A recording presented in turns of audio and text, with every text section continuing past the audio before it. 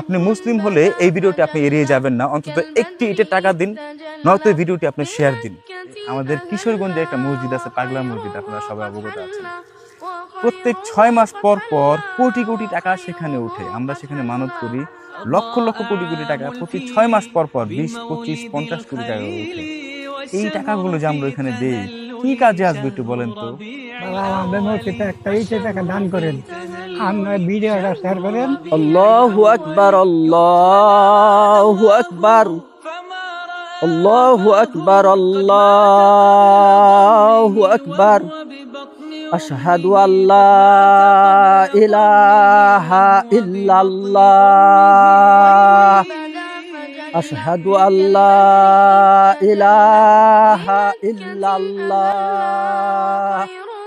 আসসালামু আলাইকুম সবাইকে, আশা করি সবাই ভালো আছেন। আজকের এই ভিডিওটি খুবই স্পর্শকাতর এবং হৃদয় নাড়া দেওয়ার মতো ভিডিও। ভিডিওতে যেই মসজিদটি দেখতে পাচ্ছেন, এটি আমাদের বাংলাদেশে অবস্থিত। অবাক হওয়ার বিষয়, 90 থেকে 92% মুসলিম দেশ আমাদের বাংলাদেশ। আর লজ্জার বিষয়, মুসলিম প্রধান দেশ হয়েও এমন অবহেলিত মসজিদ আমাদের চোখের সামনে দাঁড়িয়ে আছে। মুসলিম হিসেবে আজ আমি লজ্জিত। প্রতিটি মুসলিম ভাই ও বোনদেরও লজ্জা পাওয়া উচিত এই মসজিদটি দেখে। অথচ আমাদের ঘর, বাড়ি, রান্নাঘর, এমনকি বাথরুমটা পর্যন্ত লক্ষ কোটি টাকা দিয়ে সাজাই। আমাদের প্রিয় মানুষদের খুশি করতে কতই না আয়োজন করে থাকি আমরা। আর যিনি আমাদের সৃষ্টি করেছেন আলো, বাতাস, এই সুন্দর পৃথিবী, যার দয়ায় দেখতে পাই, মন আল্লাহ পাককেই ভুলে যাই আমরা এতই সহজে। আমাদের দুনিয়ার এই অস্থায়ী জীবনে অস্থায়ী ঘর, বাড়ি সাজিয়ে রাখি লক্ষ টাকা খরচ করে। আর মহান আল্লাহ পাকের ঘর আমরা ফেলে রাখি অযত্নে, অবহেলায়। মহান আল্লাহ পাক আমাদের সৃষ্টি করেছেন খুব শখ করে এবং খুবই যত্ন করে, অথচ আমরা তার ঘরকে ফেলে রাখি এমন অবহেলায়। এই ভিডিওটি দেখেও যদি আপনি এড়িয়ে যান, মনে রাখবেন মৃত্যুর পর আপনাকেও জবাবদিহি করতে হবে, কারণ আপনিও একজন মুসলিম। একজন মুসলিম হয়েও যদি আমাদের চোখের সামনে এমন একটি অবহেলিত মসজিদ পড়ে থাকে, তাহলে আমরা নিজেদের গর্বিত মুসলিম বলে কিভাবে দাবি করি? আমরা প্রতিদিন হিসাবের বাইরে কত টাকাই না খরচ করি। আমাদের মধ্যে যারা স্মোক করে, তাদের অন্তত একটি সিগারেট কিনতে 20 থেকে 25 টাকা লাগে, অথচ মসজিদের একটি ইটের দাম মাত্র 12 থেকে 15 টাকা। তারপরেও কেউ যদি বলে আমাদের সামর্থ্য নেই, তাহলে মুসলিম হিসেবে শুধু সে নয়, আমরাও লজ্জিত। এই মসজিদে আমারও একটি ইট আছে, এটা আমার জন্য গর্ব। আপনি, আমি এই দুনিয়াতে নিজেদের জানতে অজান্তে কতই না পাপ করেছি। আমাদের মৃত্যুর পর হাসরের দিনে এমনও তো হতে পারে এই একটি মাত্র ইট আমাদের পাপ মোচনের সাক্ষী হতে পারে। মসজিদের একটি ইটের উসিলায় আমাদের সমস্ত গুনাহের মাফও পেতে পারি ইনশাল্লাহ। আসসালামু আলাইকুম সবাইকে, আশা করি সবাই ভালো আছেন। খুবই দুঃখের সাথে বলতে হয় যে আমাদের দেশ বাংলাদেশ প্রায় 92% মুসলিম দেশ। এই 92% মুসলিম দেশ থেকেও আমরা আমাদের দেশে এমন একটি জীর্ণশীর্ণ অবস্থায় একটি মসজিদ পড়ে থাকে।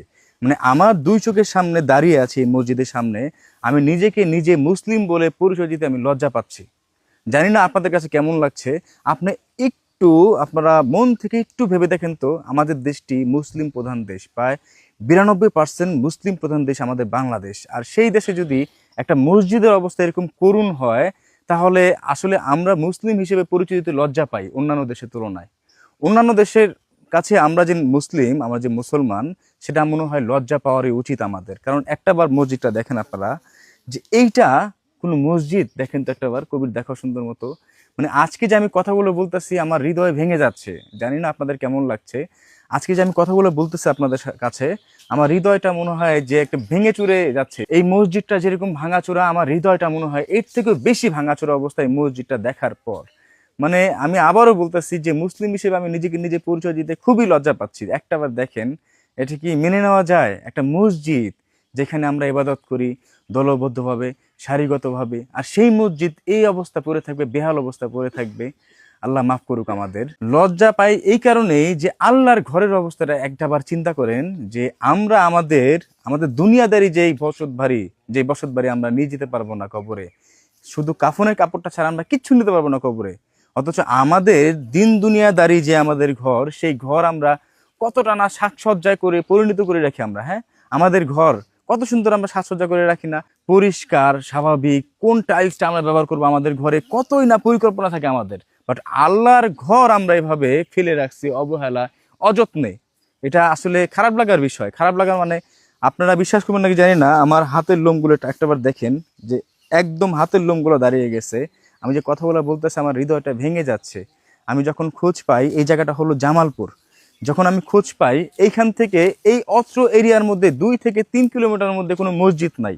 আমি নিজে এসে হেঁটে দেখলাম আশেপাশে কোথাও একটা মসজিদ নাই। পুরো অত্র গ্রামবাসীর একটি স্থান, নামাজ পড়ার স্থান এই মসজিদটা। এইখানে তারা, এখানে কোনো অজু করার কোনো ব্যবস্থা নেই, যে যার মতো ঘর থেকে অজু করে আসে।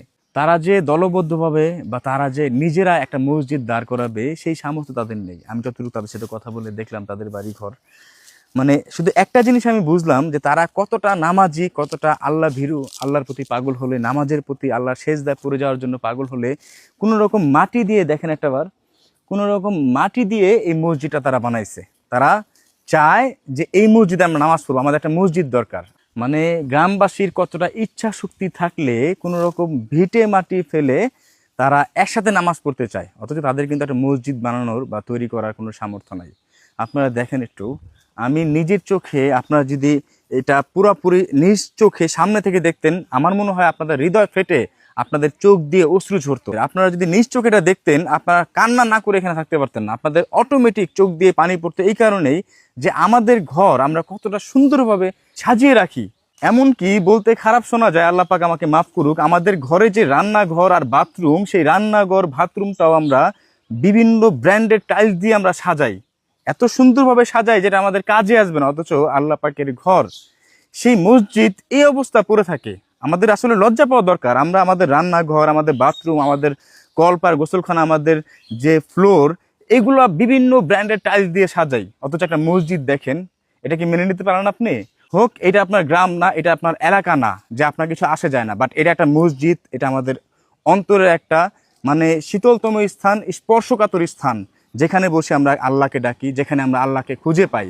আর সেই ঘরের যদি এই অবস্থা থাকে, তখন কি আমরা বলতে পারবো যে এটা আমার এলাকা না, আমি করতে পারবো না? এটা যেই বলবে আমি মনে করি সে মুসলিম না।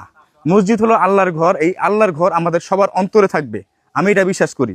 আল্লাহর ঘর প্রতিটা মুসলিমের অন্তরে, হৃদয়ে গভীরভাবে গেঁথে থাকবে, এটাই আমাদের উচিত।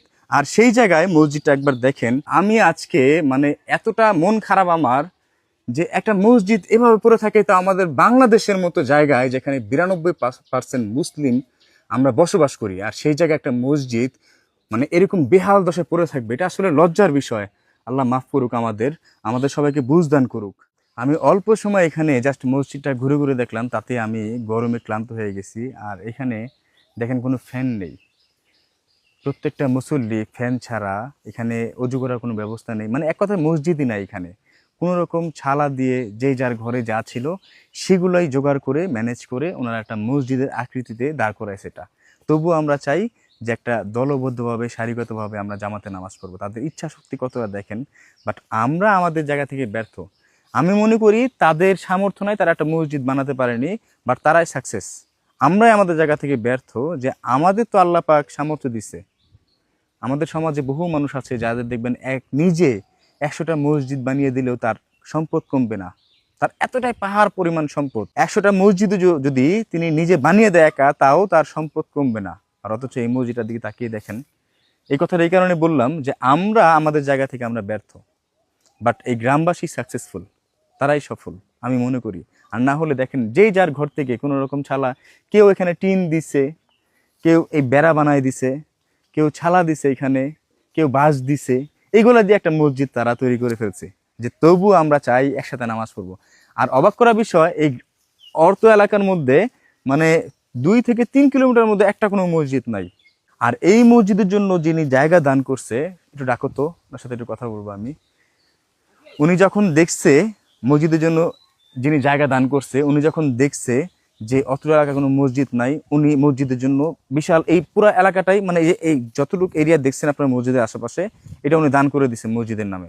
বাট সবার সামর্থ্য নাই একটা সুন্দর মতো মসজিদ গড়ে দেওয়ার। বাট আমাদের তো সামর্থ্য আছে, আমি মনে করি। উনি এই মসজিদের জন্য জায়গা দান করছেন। আসসালামু আলাইকুম। ওয়ালাইকুম আসসালাম। ভালো আছেন? আলহামদুলিল্লাহ। আচ্ছা, এই যে মসজিদের যে চারপাশে মোটামুটি একটু জায়গা দেখলাম, এটা কি আপনার জায়গা? জি, মানে আপনি দান করছেন মসজিদের জন্য? মসজিদের জন্য। আচ্ছা, কারণ কি জানতে পারি?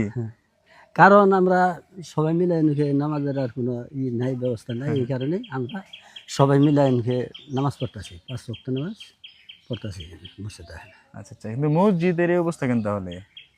আমরা তো অত টাকা পয়সা নাই কে, কারণ হলো জায়গা জমিও তেমন বেশি নাই, যা কিছু আছে এখানকে আবার করতেছি, তো নামাজটা ধরে নাম করে আগে পড়া দরকার। এই কারণে আমরা চেষ্টা নিছি যে নামাজটা 5 ওয়াক্ত নামাজটা পড়বো, এখানকে মসজিদে নামাজটা পড়বো।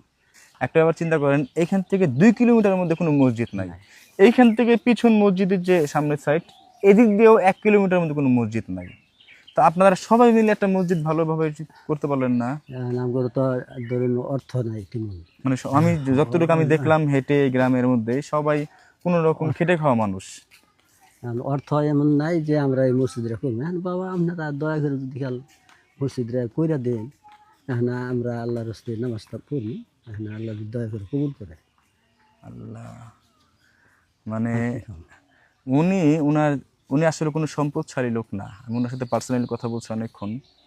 তো যখন দেখছে যে আশেপাশের মধ্যে কোনো মসজিদ নাই, ওনাদের সন্তানদের সাথে কথা উনি বলে ওনাদের সন্তানরাও বলছে, বাবা তুমি মসজিদের জন্য দিয়ে দাও, মসজিদ একভাবে না একভাবে ম্যানেজ হবে ইনশাল্লাহ, তুমি দান করে দাও মসজিদের নামে, আল্লাহ পাক এটা দেখবে। আসলে আল্লাহ পাক যা করে ভালোর জন্য করে, তিনি মহা পরিকল্পনাকারী। আর একটাবার ভেবে দেখেন যে আশেপাশে কোনো মসজিদ নাই, এই একটা মাত্র মসজিদ তাদের মূল ভরসা আল্লাহ পাকের ইবাদত করার জন্য। আর ওনারা যে নিজেরা মসজিদ করবে সেই পরিস্থিতিও নাই। প্রত্যেকটা মানুষ, আমি গ্রামে একটু হাঁটলাম অনেকক্ষণ এই গরমের মধ্যে, প্রত্যেকটা মানুষই খেটে খাওয়া মানুষ। কেউ অটো চালাচ্ছে, কেউ অন্যের জমিতে কাজ করছে, এইভাবে তাদের জীবন জীবিকা নির্বাহ হয়। তারপরও একটাবার একটু ভেবে দেখেন, আমি মাঝে মাঝে মানে বলতে লজ্জা লাগে, মাঝে মাঝে অবাক হই এটা ভেবে, আমাদের কিশোরগঞ্জে একটা মসজিদ আছে, পাগলা মসজিদ, আপনারা সবাই অবগত আছেন। প্রত্যেক 6 মাস পর পর কোটি কোটি টাকা সেখানে ওঠে। আমরা সেখানে মানত করি, লক্ষ লক্ষ কোটি কোটি টাকা প্রতি 6 মাস পর পর 20, 25, 50 কোটি টাকা করে ওঠে। এই টাকাগুলো যে আমরা এখানে দেই, কি কাজে আসবে একটু বলেন তো? এত টাকার কি কাজে আসবে এখানে? বাট বাংলাদেশে আনাচে কানাচে হাজারো এরকম মানে জীর্ণ শীর্ণ অবহেলা পরিত এরকম মসজিদ পড়ে আছে, আমরা একটা বড় ভাবি না। আর যেখানে কোনো প্রয়োজন নাই, যেখানে কোনো কাজে আসবে না, সেখানে আমরা লক্ষ কোটি টাকা দান করে দিই। আপনি ভেবে দেখেন তো, যে পাগলা মসজিদের মতো আরও অনেক মসজিদ আছে যেখানে, আমি না করতেছি না যে আপনি দিবেন না তা না, বাট ওইখানে প্রতি 6 মাস পর পর কোটি কোটি টাকা ওঠে। এই কোটি টাকা যায় কোথায়? কি কাজে আসে ওখানে? ওইখানে মসজিদকে ভাঙাচোরা, না ওইখানে আপনার 20 কোটি টাকা প্রতি 6 মাস পর পর মসজিদে কাজে লাগে? তাও না। তারপর আমরা দেখেন আমাদের মনের একটা ইচ্ছা শক্তি থেকে, মনের ইচ্ছা অনেকে মানত করে, এই করে সেই করে কোটি কোটি টাকা দান করে ওইখানে, অথচ একটা মানুষ নামাজ পড়বে এরকম একটা মসজিদ না, বাংলাদেশ হাজারো মসজিদ এরকম আনাচে কানাচে খুঁজলে পাওয়া যায়, যে মসজিদ শুধু নামে কোনো রকম মানুষ ছালা দিয়ে ঢেকে রাখছে। সেখানে আমরা দান না করে আমরা দান করি কিশোরগঞ্জের পাগলা মসজিদের মতো ওই মসজিদে। আমি দান করেন আপনি, এটা আপনার ব্যক্তিগত বিষয়, আমি আপনাদের মনে আঘাত দিয়ে কথা বলতেছি না, যেটা বাস্তব অক্ষরে বলছি। আমাদের দানটা, আপনি শুধু দান করলে হবে না, আপনি শুধু বলবেন মনে মনে যে আমি দান করছি আল্লাহ পাক কবুল করবে, এটা একদম ভুল। আপনার আগে দেখতে হবে আমি যেই বিষয়ে দান করব বিষয়টা সঠিক কিনা, যেখানে দান করব সেই দানের টাকাটা সঠিকভাবে কাজে আসে কিনা, কাজে প্রয়োজন হচ্ছে কিনা। আপনার দান করতে হবে ওইভাবেই যে দানটা মূল কাজে আসবে, যে দানটা সঠিকভাবে কাজে আসবে, সঠিক কাজে প্রয়োজন হবে। তো আমরা আমাদের সমাজে অনেক মানুষ দান করি ঠিকই, বাট সেটা সঠিকভাবে প্রয়োজন হলো, সঠিক কাজে লাগলো কি লাগলো না সেটা একবার খোঁজখবর নেই না। এর জন্য আমার কিশোরগঞ্জের পাগলা মসজিদের প্রসঙ্গ টেনে আনা, যে প্রতি 6 মাস পর পর 20, 25, 30 কোটি, 50 কোটি আর লক্ষ কোটি টাকার সোনা গয়না তো আছেই, বাট কোনো কাজে আসতেছে না আপনার ওই দান, কারণ ওইখানে এত টাকার প্রয়োজন নাই। টাকাগুলো কাদের পকেটে যায়? বড় বড় মানুষের পকেটে যায়, তাদের পেটে যায়। আপনার টাকাই, দানের টাকাই। আর তার পরিবর্তে এরকম মসজিদ পড়ে থাকে হাজার আমাদের সমাজে। এটা মুসলিম হিসাবে আমি লজ্জিত, আপনাদেরও লজ্জা পাওয়া উচিত যে 92% মুসলিম দেশে আমরা মুসলিম, আমাদের ঘর, আমাদের বাথরুম, আমাদের কলপার আমরা দামি দামি টাইলস ব্যবহার করি, অথচ একটা মসজিদ আল্লাহর ঘর, যিনি আমাদের সৃষ্টি করছেন, যিনি আমাদের নিয়ামতের জন্য গাছপালা ডাল কত কিছু আমাদের মনোরঞ্জন করার জন্য, নিয়ামতের জন্য কত কিছু তিনি সৃষ্টি করছেন, অথচ তার প্রতি আমরা কতটা অবহেলা এই মসজিদ দেখলে বোঝা যায়। এই মসজিদই বাস্তব সাক্ষী যে আমরাকে কতটা আল্লাহ পাককে ভালোবাসি আমরা। এই মসজিদ বাস্তব সাক্ষী যে আল্লাহ পাককে কতটুকু আমরা ভালোবাসি, এই মসজিদ সাক্ষী। এই কারণে বললাম, ওনাদের টাকা পয়সা না থাকুক, আমাদের তো আছে। কি সুমন, খারাপ কিছু বলছি? এই গ্রামবাসী, প্রত্যেকটা গ্রামবাসী হত দরিদ্র, ওনাদের টাকা পয়সা নাই, বাট আমাদের তো আছে। আমাদের সমাজে এমন মানুষ আছে যারা, বললাম না একটু আগে, 100টা মসজিদ করে দিল, তার সম্পদের পাহাড় একটু পরিমাণ কমবে না, বা তাদের সেই মন নাই। তারা কি করবে? দুবাই বলেন, আমেরিকা বলেন, বাড়ি গাড়ি ফ্ল্যাট এই কাজে ব্যবহার করবে। তারা কপাল পোড়া। যা করতে হবে আপনার আমারই করতে হবে। এর জন্য আপনাদের নিকট আমি রিকোয়েস্ট করে বলবো, আমি dream biker official Facebook page আর ইউটিউব চ্যানেলে আমার পার্সোনাল যে ভিডিওগুলো, মানবিক ভিডিওগুলো কখনো বলতে শোনেন নাই যে আমার ভিডিওগুলো ফলো দিন, আমার ভিডিওগুলো শেয়ার দিন, আমার ভিডিওগুলো লাইক কমেন্টস দিন। বাট একমাত্র আমি মসজিদ আর মাদ্রাসা কাজগুলো যখন করি তখনই আপনাদের সাহায্য চাই, এইটা যে অন্তত এই ভিডিওটা এড়িয়ে যাবেন না কেউ। আপনি মুসলিম হলে এই ভিডিওটি আপনি এড়িয়ে যাবেন না, অন্তত একটি ইটের টাকা দিন, নয়তো এই ভিডিওটি আপনি শেয়ার দিন। এটা আপনাদের প্রতি আমার রিকোয়েস্ট। আপনি যদি মুসলিম হয়ে থাকেন এই ভিডিওটি আপনি এড়িয়ে যাবেন না, অন্তত একটি ইটের টাকা দিন, আর নয় এই ভিডিওটি আপনি প্রচুর পরিমাণ শেয়ার দিন। আপনার আমার শেয়ারের জন্য ভিডিওটি ছড়িয়ে পড়ে পুরো বাংলাদেশ জুড়ে।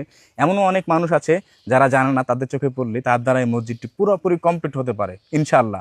আমি আপনাদের মুসলিম ভাই হিসেবে বলছি, আপনি আমি আমাদের সবার লজ্জা পাওয়া উচিত। এমন একটা মসজিদ দেখেও যদি এই মসজিদটা আমরা করে যেতে না পারি, তাহলে মুসলিম হিসেবে আমরা লজ্জিত। আমি এক কথা 3 বার বলি, এটার জন্য আমি দুঃখিত, বাট বলতে হয়, না বললে হয় না। যে আমাদের ঘর বাড়ি, আমাদের রান্নাঘর, বাথরুমটা পর্যন্ত আমরা দামি টাইলস ব্যবহার করি, অথচ এমন একটা মসজিদ দেখে যদি আমরা এড়িয়ে যাই, তাহলে মুসলিম হিসাবে আপনিও লজ্জিত, আমিও লজ্জিত। আর আরেকটা কথা বলি, দেখেন যে আমরা আমাদের সমাজে আমাদের বন্ধু নিয়ে যদি সন্ধ্যা পরে একটু চায়ের দোকান আড্ডা দিতে যাই, তাতেও আমাদের 1-200 টাকা প্রতি পকেট থেকে খরচ হয়। প্রতিজনের পকেট থেকে 1-200 টাকা এমনিতে খরচ যায় না। বাট সেখানে আমরা দুনিয়াদারি কত কথা, হ্যাঁ কত বকাবাজি, যে কথাগুলো আমাদের কাজে তো আসবেই না, উল্টো আমাদের গুনার খাতা ভারী হবে, গুনার খাতা আরো ভারী হবে। বাট সেখানে আমরা কত টাকা খরচ করে ফেলি। বাট এই একটা মসজিদে আপনার টাকা নেই মানলাম, বাট একটা ইটের দাম আর কত, 10 থেকে 12 টাকা, 14 বা সর্বোচ্চ 15 টাকা।